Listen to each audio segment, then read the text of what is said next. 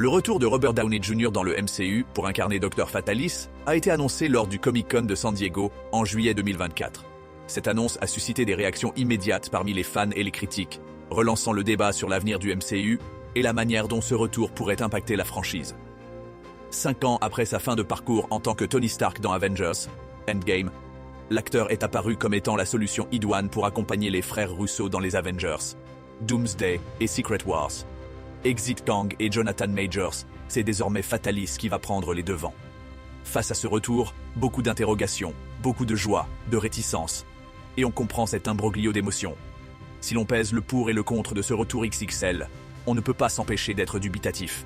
Premier chiffre, et non des moindres, Robert Downey Jr., c'est 12,49 milliards de dollars de recettes au box-office dans les films du MCU, 38,2 millions d'entrées en France et près de 414,5 millions de dollars de salaire.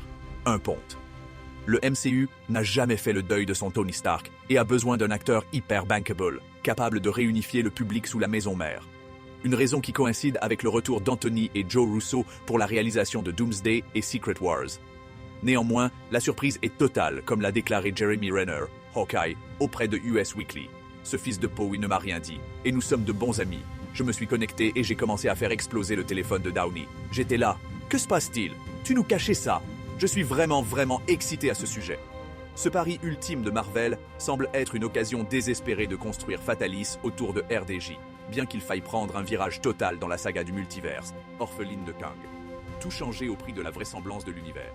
C'est le choix que semble emprunter la firme de Kevin Feige. Certaines sources tendent à croire qu'il y aura un Docteur Doom inédit, indépendant du multivers, et introduit dans les 4 Fantastiques de Matt Shakman.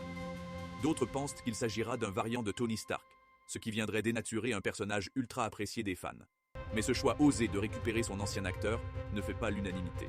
Beaucoup pensaient plus judicieux un autre choix de comédien, le très en vogue Cillian Murphy dans Oppenheimer. Le pire vient surtout de l'éviction de Kang, en ne se cherchant pas une porte de sortie avec le contrat de Jonathan Majors, qui privatise son incarnation du méchant multiversel. Marvel se condamne à réorienter sa narration à seulement quelques années de Doomsday, là où 7 longues années avaient permis à Thanos de se forger une place dans le cœur des fans. Alors, le retour de Robert Downey Jr. Bonne ou mauvaise idée?